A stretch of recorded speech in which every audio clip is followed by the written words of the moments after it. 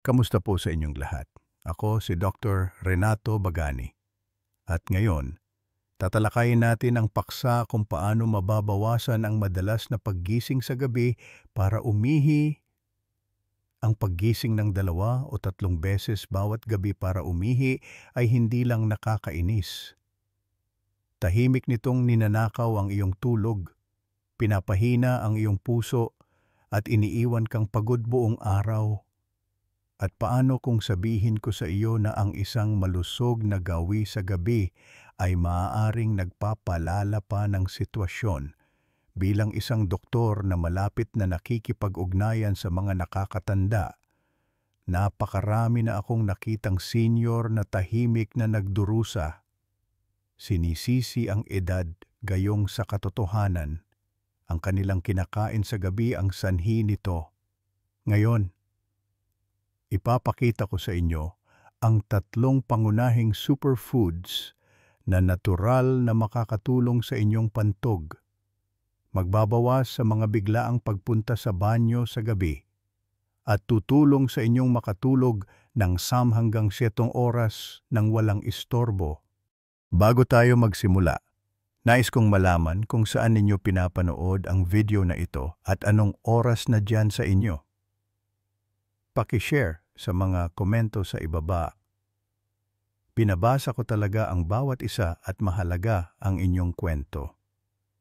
At kung bago ka dito, mangyaring pindutin ang subscribe button at itap ang bell icon para hindi mo makaligtaan ang mga life-changing health tips na espesyal na ginawa para sa mga taong tulad mo.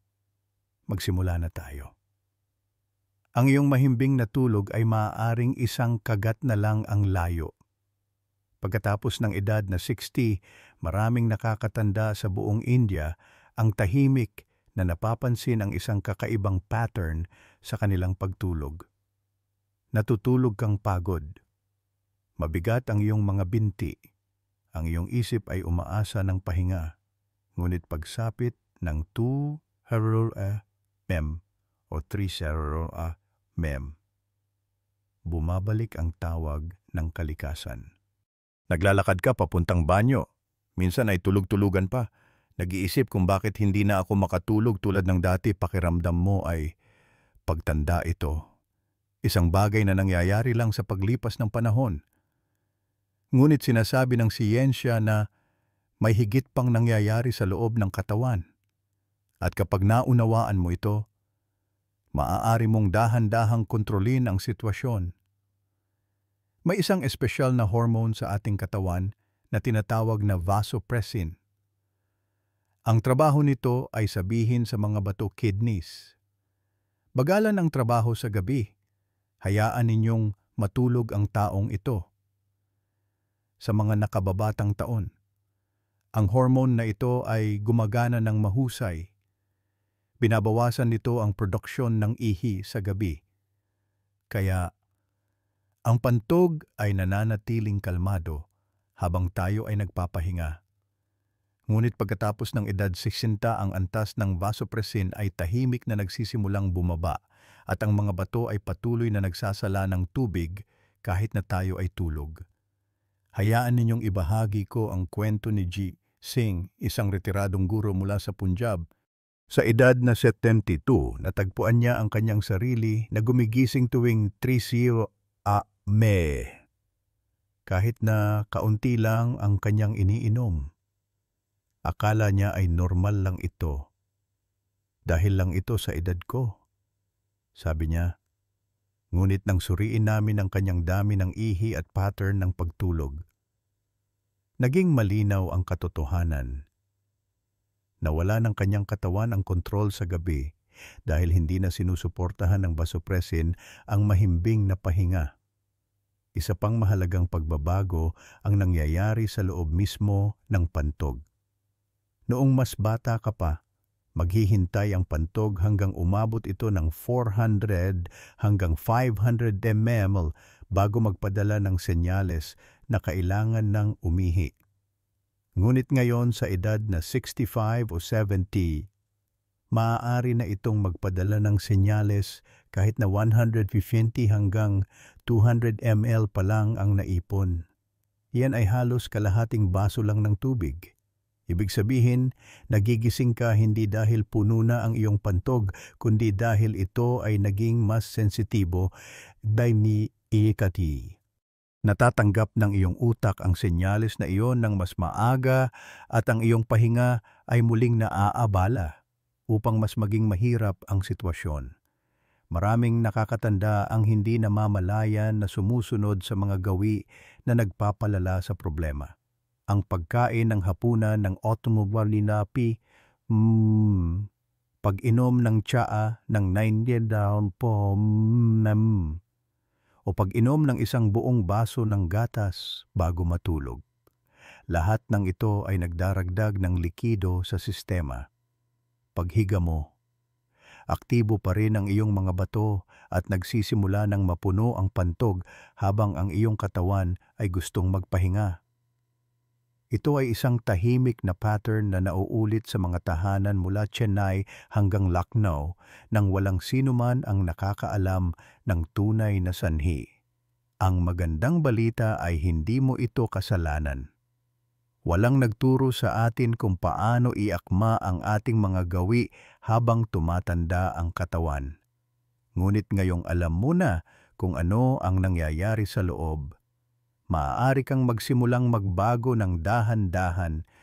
Ang mas maagang hapunan, limitadong pag-inom ng likido sa gabi, at ang tamang tiyempo ay maaaring magdulot ng tunay na ginhawa. Tandaan, hindi ka binigo ng iyong katawan. Ito ay simpleng humihiling na makinig ka at alagaan ito sa isang bago at mas matalinong paraan. 3 superfoods para suportahan ang pagbabawas ng Nocturia 1, buto ng kalabasa, pumpkin seeds. Sa gitna ng maraming natural na pagkain na sumusuporta sa mas mabuting kalusugan, pagkatapos ng 61 munting buto, ang tahimik na nangingibabaw, ang abang buto ng kalabasa o kadu cabbage, maaaring nakita mo na ito sa iyong kusina. Marahil ay idinagdag sa mga matatamis o merienda, ngunit iilan lamang ang nakakaalam ng malalim nitong kakayahang magpagaling. Ang maliliit na berdeng buto na ito ay mayaman sa zinc at omega-3 fatty acids. 2 sustansya na dahan-dahang sumusuporta sa kalusugan ng prostate at sistema ng ihi, lalo na sa mga matatandang lalaki. Nakakatulong itong bawasan ang bahagyang pamamaga sa pantog at sumusuporta sa mas mahusay na kontrol sa daloy ng ihi, na ginagawang hindi gaanong madalas ang pagpunta sa banyo sa gabi. At hindi tulad ng gamot, ang buto ng kalabasa ay gumagana ng dahan-dahan, malumanay, at walang anumang epekto. Hayaan ninyong ikwento ko si G. Ravi, isang 68 taong gulang na retiradong postmaster mula sa Lucknow. Sa loob ng mahigit 1 taon, gumigising siya ng 2 hanggang 3 beses bawat gabi, hindi makatulog ng maayos, at palaging pagod sa umaga. Sinubukan niyang bawasan ng tubig, hindi maghapunan, kahit gumamit ng mga herbal na tsaa, ngunit walang gumana. Nang mag-usap kami, hiniling ko sa kanya na subukan ng isang simpleng pagbabago. Magdagdag ng 1 kutsara ng purong inihaw na buto ng kalabasa araw-araw bago mag-amawlaya sa wuluspi. Walang asin, walang mantika, basta't bahagyang inihaw sa bahay sa loob ng 2 linggo. Naramdaman ni G. Ravi ang isang banayad na pagbabago. Sabi niya, "Dr. Bagani, nagigising pa rin ako minsan, pero hindi na 3 beses. At kapag nagigising ako, mas madali ang daloy, mas mababa ang presyon." Pagsapit ng ika-4 na linggo, nakakatulog na siya ng saks na oras ng walang patid at mas magaan ang pakiramdam sa umaga. Ang buto ng kalabasa ay partikular na nakakatulong para sa mga lalaking may maagang senyales ng benign prostate enlargement, na karaniwan pagkatapos ng edad 60. Hindi nito ginagamot ang kondisyon, ngunit nakakatulong itong pamahalaan ang mga sintomas ng natural at nagbabalik ng kaunting ginhawa at kumpiyansa. At higit sa lahat, pinapayagan kang makaramdam muli ng kontrol, kahit na ito ay isang maliit na hakbang lamang sa bawat pagkakataon. Kaya kung madalas kang gumising sa gabi, mahal kong senior, at naghahanap ng isang ligtas at natural na opsyon, magsimula sa maliit na pagbabagong ito. Hayaan mong matanggap ng iyong katawan ang tahimik na lakas ng makapangyarihang butong ito. Minsan, ang paggaling ay hindi nagmumula sa isang ospital. Nagsisimula ito sa isang kutsara ng kung ano ang nasa iyong kusina na 2. Saging banana. Pagdating sa pamamahala ng madalas na pag-ihi sa gabi, karamihan sa mga nakakatanda ay naghahanap ng malalaking solusyon, malalakas na gamot, mamahaling paggamot, o mahigpit na dieta. Ngunit minsan, ang sagot ay nasa pinakapamilyar na lugar sa lahat ng iyong sariling basket ng prutas sa kusina. Sa gitna ng maraming prutas na ating kinakain, isa ang namumukod-tangi sa banayad nitong suporta sa pantog. Ang simple, malambot, at hinog na saging. Ang saging ay hindi lamang isang madaling merienda. Ito ay tahimik na gamot ng kalikasan para sa mga taong higit sa 60. Mayaman ito sa potassium, isang mineral na tumutulong mag-relax sa mga makinis na kalamnan smooth muscles ng dingding ng pantog. Kapag kalmado ang mga kalamnan ng pantog, hindi sila nagpapadala ng agarang senyales sa utak ng masyadong mabilis. Nangangahulugan ito na mas matagal kang makakatulog bago kailanganing gumising para umihi. At higit sa lahat, ang saging ay may napakababang kaasiman acidity na nangangahulugang hindi nito inirita ang panloob na lining ng pantog. Maraming matatanda ang hindi nakakaalam na ang iritasyon sa pantog ay isang nakatagong sanhi ng pag-ihi sa gabi. Kahit na kalahati pa lang ang laman ng pantog, maaari itong magpadala ng malakas na senyales kung ang lining nito ay namamaga o sensitibo. Ang mga prutas na mataas sa asido o malamig na pagkain ay nagpapalala sa problemang ito. Iyon ang dahilan kung bakit ang saging, malambot, neutral, at banayad, ay isang nakakaginhawang pagpipilian para sa mga senior. Hayaan ninyong ibahagi ko ang kwento ni Ging Kamala, isang magandang 70 taong gulang na babae mula sa Bangalore. Halos 1 taon siyang nahirapan sa putol-putol na tulog, gumigising ng 2 o kahit 3 beses gabi-gabi. Akala niya ay dahil ito sa kanyang edad o marahil ay senyales ng maagang diabetes. Kahit na normal ang kanyang mga antas ng asukal sa dugo. Tuwing umaga, pagod siya, hindi makapag-focus, at tumigil na rin sa pagsali sa kanilang morning prayer group. Nang mag-usap kami, tinanong ko siya ng ilang simpleng tanong. Ano ang kinakain mo pagkatapos ng sectional PM? Kumakain ka ba ng anumang malamig? Sabi niya. Oo, minsan kumakain ako ng ubas or yogurt pagkatapos ng hapunan diretso mula sa ref, at minsan isang hilaw na saging mula sa palengke. Ang maliit na clue na yon ay sapat na. Dahan-dahan ko siyang pinayuhan na iwasan ang mga malamig na prutas at lumipat sa isang hinog na saging bandang 5:30 dp. Hindi masyadong malambot, hindi galing sa ref. Nasa room temperature lang, maganda ang pagkadilaw, at kinakain ng mag-isa ng walang gatas o matamis. Sa loob ng 1 linggo, napansin niyang may nagbago. Ang una niyang pagpunta sa banyo ay 4 sa halip na 2. Pagsapit ng ikalawang linggo, nakakatulog na siya ng 6 na oras ng walang patid. Sabi niya sa akin ng may ngiti, Dr. Tebagani, hindi ko akalain na magagawa ng saging ang hindi nagawa ng mga sleeping pill. Ang kagandahan ng hinog na saging ay madali itong tunawin. Abot kaya at makikita sa halos lahat ng tahanang Pilipino. Sinusuportahan nito ang parehong panunaw at kalusugan ng pantog nang hindi nakakaapekto sa presyon ng dugo o antas ng asukal. Ngunit mahalagang kainin ang tamang uri, hindi hilaw o berdeng saging na maaaring magdulot ng constipation at maging matigas sa tiyan. At hindi diretso mula sa ref dahil ang malamig na pagkain ay madalas na nagtitrigger ng pagiging sensitibo ng pantog sa mga matatanda.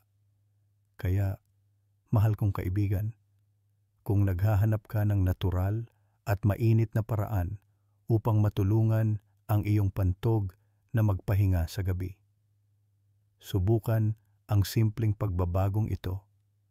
Kumain ng isang hinog na saging sa pagitan ng 5 at 6 hour bilang iyong panghapong merienda at iwasan ang ibang prutas o likido pagkatapos noon. Hayaang maramdaman ng iyong katawan ang suporta, hindi ang gulat. Hayaang maging tahimik ang gabi, hayaang bumalik ng dahan-dahan ang tulog. Sa edad na ito, ang paggaling ay hindi palaging may kasamang paghihirap. Minsan, dumarating ito ng may ngiti at isang saging. 3. Buto ng fenugreek meaty seeds sa maraming tahanan. Ang mga buto ng methi o fenugreek ay tahimik na nakaupo sa mga garapon sa kusina sa loob ng maraming henerasyon. Karaniwang ginagamit para sa pampalasa o atsara. Ngunit iilan lang sa mga nakakatanda ang nakakaalam na ang munting mapait na butong ito ay may dalang makapangyarihang katangiang nakapagpapagaling, lalo na para sa mga nahaharap sa madalas na pag-ihi sa gabi. Kapag ibinabad magdamag at ininom sa umaga, ang methi ay higit pa sa pagtulong sa panunaw. Dahan-dahan nitong pinapainit ang katawan, pinapakalma ang pantog, at sinusuportahan ang pangkalahatang balanse sa mga matatanda. Hindi ito mahika, ito ay sinaunang karunungan na sinusuportahan ng modernong agham. At kung iinumin sa tamang paraan at sa tamang oras, maaari itong magdulot ng malaking pagbabago sa kung gaano kahusay ang iyong tulog sa gabi. Unahin nating unawain kung paano gumagana ang methi sa loob ng katawan. Ang fenugreek ay naglalaman ng mga compound na nagbabawas ng panloob na pamamaga, lalo na sa urinary tract at lining ng pantog. Para sa mga nakakatanda na nakakaranas ng mainit na pakiramdam o paulit-ulit na pagkaapurang umihi sa gabi. Ang anti-inflammatory na action na ito ay lubhang nakakatulong. Tumutulong din ang methi na i-regulate ang mga antas ng asukal sa dugo at sumusuporta sa panunaw, na hindi direktang nagpapagaan ng presyon sa mga bato at pantog. Ang isang mainit at kalmadong tiyan ay madalas na nangangahulugan din ng isang kalmadong gabi. Ang pinakamahusay na paraan upang gamitin ang methi para sa kalusugan ng pantog ay napakasimple. Kumuha lamang ng isang maliit na kutsara, mga 5 gramo ng buong buto ng methi at ibabad ito magdamag sa kalahating baso ng tubig. Takpan ito sa iyong kitchen counter, hindi sa ref. Pagkatapos, sa umaga, bago magtsa, mag-almusal o kahit magsipilyo, dahan-dahang inumin ang tubig ng methi na ito.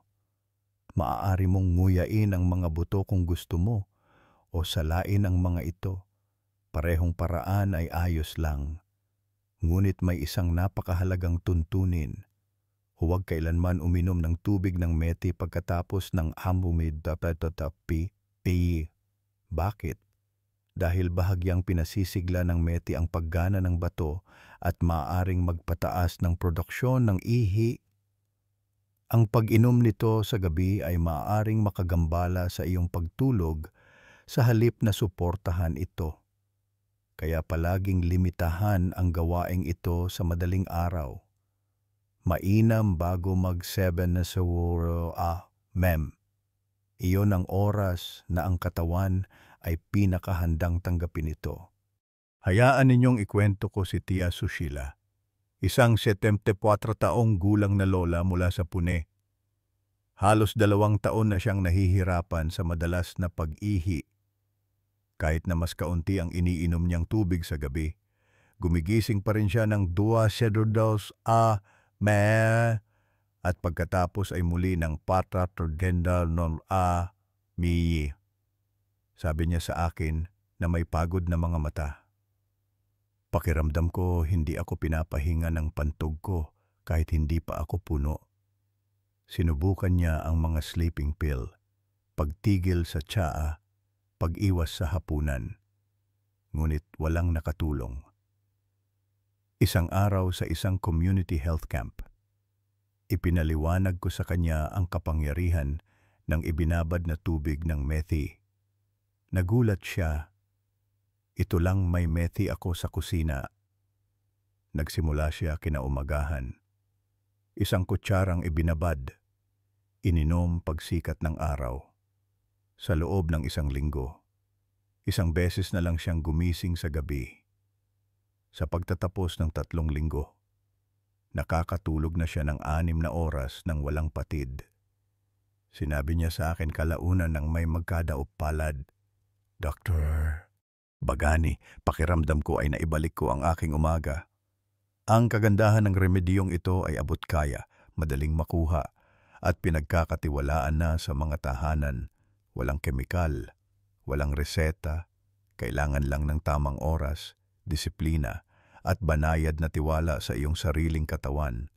Kaya, mahal kong senior, kung ikaw din ay madalas na gumising sa gabi, na hindi nakakapagpahinga sa umaga, subukan ang sinaunang trick na ito na may modernong pangangalaga. Ibabad ang iyong methi ngayong gabi. Inumin ito bukas ng umaga at hayaang muling kumalma ang iyong pantog. Dahil minsan, ang isang mapayapang gabi ay nagsisimula sa isang bagay na kasing liit ng 1 kutsarang buto at kaunting pananampalataya. Ang kahalagahan ng oras kailan at paano kakainin ang mga superfoods. Maraming nakakatanda ang nagsisikap na kumain ng malusog, nagdaragdag ng mga prutas, buto at herbal na remedyo sa kanilang pang-araw-araw na pagkain. Ngunit minsan, kahit ang pinakamasustansyang pagkain ay maaaring magdulot ng discomfort kung kinuha sa maling oras o sa maling kombinasyon. Lalo na pagdating sa pamamahala ng madalas na pag-ihi sa gabi. Ang oras ay hindi maliit na bagay. Ito ang lahat. Kaya kung gumagamit ka ng mga natural na superfoods tulad ng saging, buto ng kalabasa o binabad na methi, dapat mo ring maunawaan kung kailan at paano ito kukunin. Dahil pagkatapos ng edad 60, nagbabago ang ritmo ng iyong katawan at dapat ding magbago ang iyong mga gawi sa pagkain. Ang una at pinakamahalagang tuntunin ay simple, kainin ang lahat ng superfoods na sumusuporta sa pantog bago lumubog ang araw. Ang sistema ng panunaw at mga bato ay pinakamahusay na gumagana kapag may araw pa. Pagkatapos ng 6 p.m, nagsisimula ng bumagal ang katawan, naghahanda para sa pahinga. At anumang pagkain o inumin na kinuha pagkatapos ng oras na ito ay maaaring makagambala sa prosesong iyon. Ang mga superfoods tulad ng tubig ng methi, saging, o buto ay pinakamahusay na natutunaw ng mas maaga na nagbibigay sa pantog ng sapat na oras upang mawalan ng laman bago matulog. Pagkatapos lumubog ang araw, panatilihing magaan ang iyong kinakain. At kung nauuhaw ka, uminom lamang ng ilang lagok ng maligamgam o room temperature na tubig, hindi buong baso.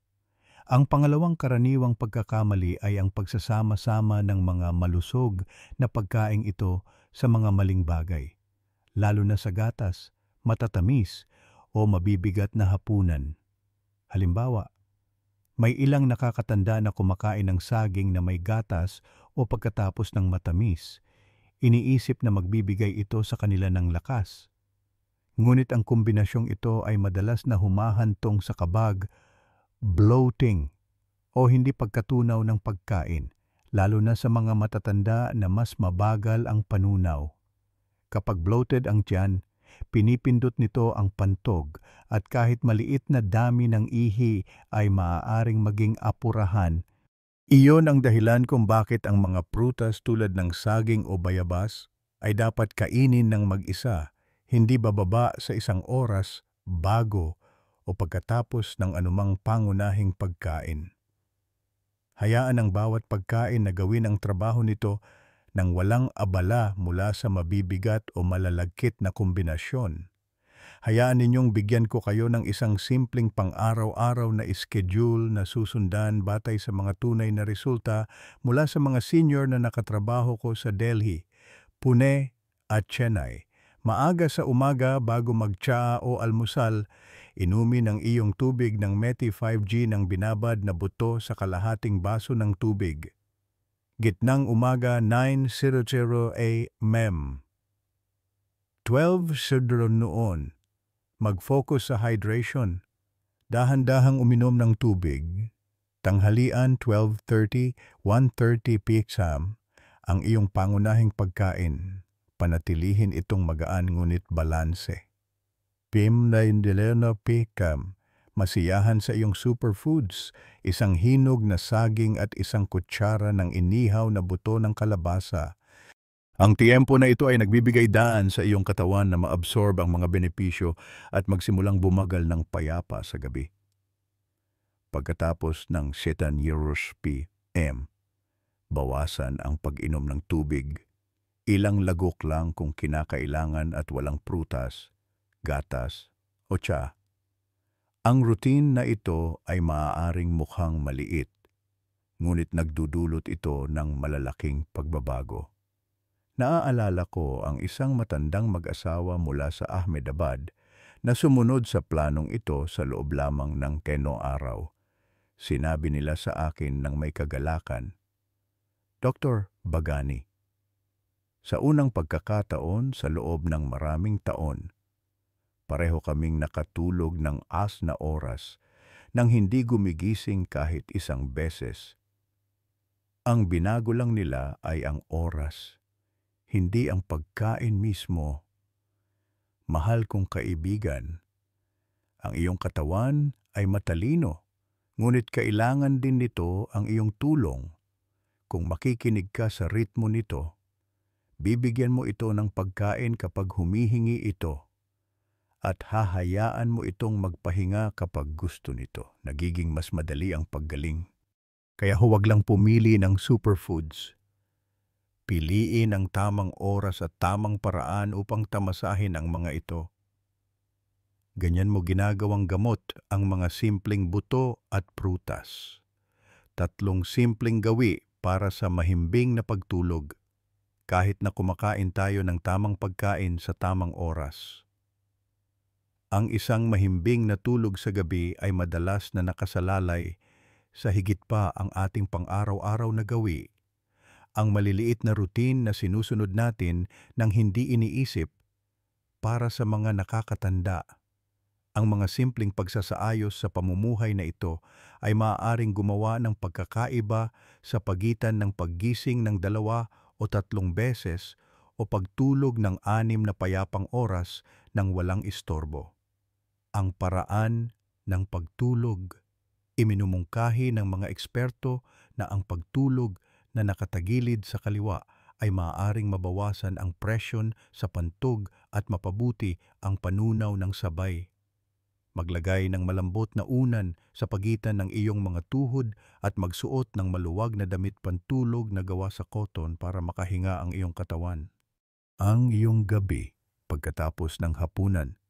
Sa halip na umupo ka agad, manood ng TV, o humiga, subukang maglakad ng dahan-dahan sa loob ng 10 hanggang 15 minuto, kahit sa iyong beranda o pasilyo lang. Ang banayad na paggalaw na ito ay nakakatulong sa iyong mga binti na maglabas ng naipon na likido at tumutulong sa panunaw. Dalawang bagay na nagbabawas ng pag-ihi sa gabi. Bago matulog, sa halip na magmadali sa banyo, para sigurado, umupo ng tahimik sa loob ng 5 minuto. Ilagay ang isang kamay sa iyong dibdib at ang isa sa iyong ibabang tiyan. Huminga ng malalim at dahan-dahan papasok sa ilong, palabas sa bibig at dahan-dahang masahihin ang ibabang tiyan sa pabilog na galaw. Ito ay nagpapakalma sa nervous system at tinuturuan ang pantog na magpigil ng mas matagal ng walang maling alarma. Mahal kong senior, gusto pa ring magpahinga ng iyong katawan. Kailangan lang nito ang iyong tulong para magawa ito. Subukan ang 3 maliliit na pagbabagong ito. Kasama ng iyong mga gawi sa pagkain, maaari silang maging iyong tahimik na kasama sa landas patungo sa mas mahimbing na pagtulog. Konklusyon, kaya mahal kong senior. Alam mo na ngayon na ang payapang tulog ay hindi laging nangangailangan ng malakas na gamot o mamahaling paggamot. Minsan, nagsisimula ito sa isang bagay na mas simple ang tamang pagkain sa tamang oras sa tamang paraan. 3 superfoods buto ng kalabasa, hinog na saging at binabad na meti na kinuha ng matalino ay maaaring pakalmahin ang iyong pantog at suportahan ang iyong pahinga. At kapag idinagdag mo ang 3 banayad na gawi pagtulog sa iyong tagiliran, paglalakad pagkatapos ng hapunan, at tahimik na paghinga bago matulog, ang pagbabago ay nagiging mas malalim, mas pangmatagalan. Hindi magdamagan, ngunit dahan-dahan, malumanay, sa paraang nauunawaan at tinatanggap ng iyong katawan. Mangyaring tandaan, hindi nakalimutan ng iyong katawan kung paano magpagaling. Maaring mas matanda ito. Oo. Ngunit maingat pa rin itong nakikinig sa kung paano mo ito tinatrato. Sa tamang pangangalaga, tamang ritmo, at kaunting pasensya. Kahit ang putol-putol na tulog ay maaaring maging buo muli.